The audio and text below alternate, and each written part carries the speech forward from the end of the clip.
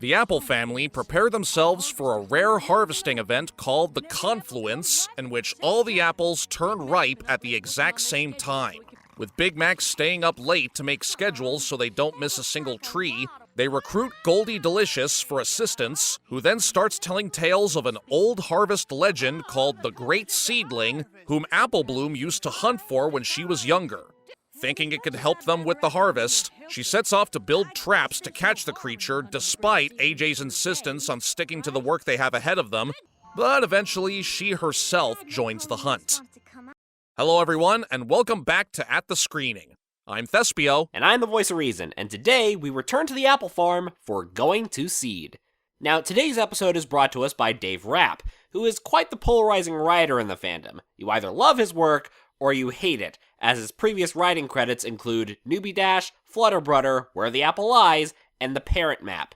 In fact, here's what we each thought of those particular episodes for context. But for the first time, I can't decide whether to like or dislike his work here. Yeah, I'm with you there. This is the first episode this season where I'm honestly feeling very conflicted. On one hand, it does have a good idea on what it was trying to convey. But at the same time, the execution just rubbed us the wrong way, which we'll get into later.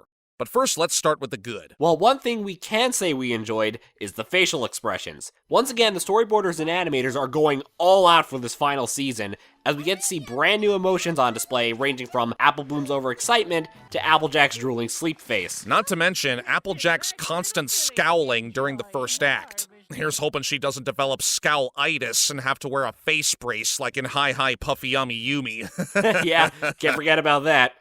Another thing we like is the concept behind the moral. The idea that giving into your inner child isn't necessarily a bad thing, no matter how old you are, as long as it doesn't interfere with your work. Now, while we like this lesson, it has been done before and much better in other media. Two examples of that come to mind is Hook, starring Robin Williams, and Disney's Christopher Robin. Yeah, I agree. I could tell this episode was trying to do something similar with this formula, which in and of itself isn't a bad idea.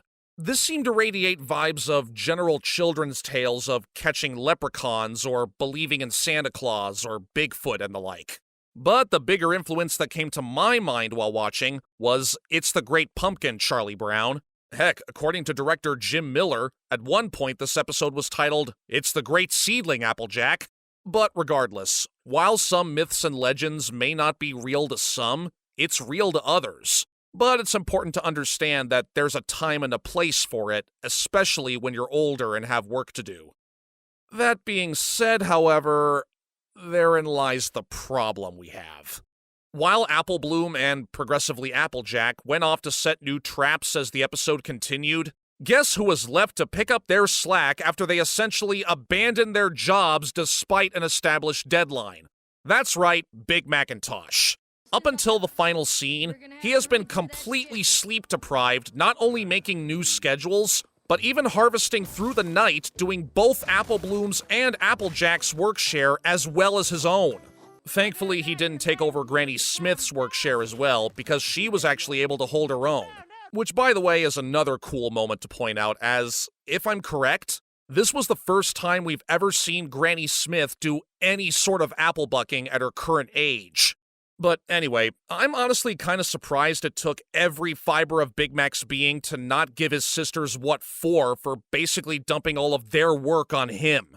I think anyone who has ever had to work in a group with incompetent team members can really feel his pain. Guess it's just you and me.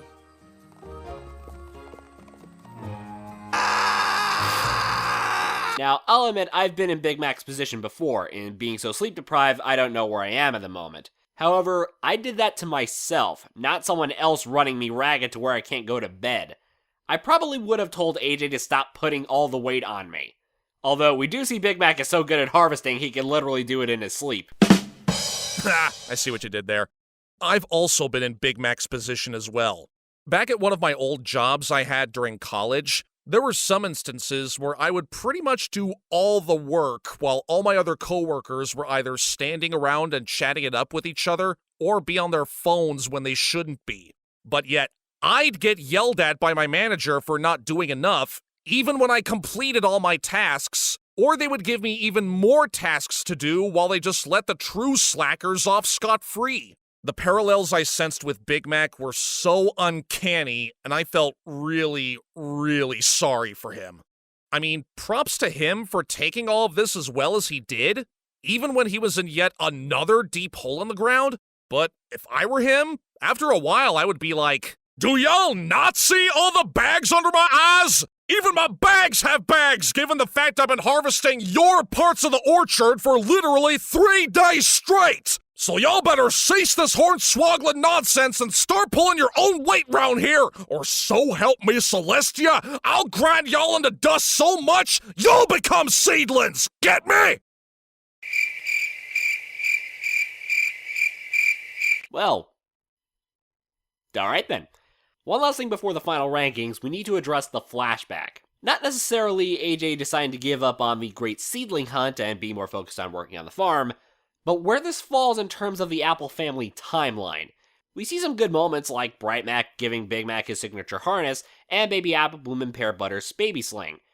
But it's that latter moment that makes us scratch our heads. Where was Apple Bloom during the other Apple flashbacks, like in Where the Apple Lies or the Cutie Mark Chronicles? The focus was always on the older siblings, and Apple Bloom seemed to be at the same babysitting service that Molly from Tailspin was in where she wasn't needed for the plot. I mean, I can understand her being too young to remember half of this stuff pre-parent's death, but all we asked for is a mention she was still around during those events. And if we take that into account, it actually makes Where the Apple Lies look even worse. There, they alluded to the parents being gone, but yet Apple Bloom is nowhere to be seen? No visual clue like a crib or a stroller, or even a single line of dialogue mentioning her? And on top of that, we have the added insult that both episodes had the same writer? Look, I could go on and on about why Where the Apple Lies was an awful, awful episode, but I already know other people did it for me, and let's just say this moment in today's outing did not help. With that being said, I think it's time we wrap this up. Yeah, so I know the show, being a tribute to Siskel and Ebert, operates on a hooves up, hooves down rating system, but we honestly can't decide on whether Going to Seed deserves a hooves up or a hooves down. So, for the first time, we're breaking our ranking system and officially giving it a hooves neutral. Yeah, we could tell this episode had good intentions with where it was going, but at the same time, how it wanted to get there just really annoyed us. It's honestly very conflicting feelings for us this time, so yeah, this is our first hooves neutral, and hopefully the last. But next time we're... Wait, what does that say? Me. Yep, Student Council, a Starlight Glimmer episode written by Josh Haber. We're gonna have some fun next week. Ugh. Note to self, bring extra Tylenol.